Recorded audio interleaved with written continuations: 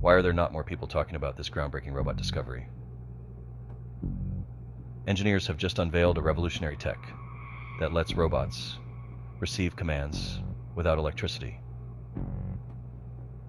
This innovation uses fluid pressure variations to transmit instructions, freeing up the robotic brain for advanced AI capabilities.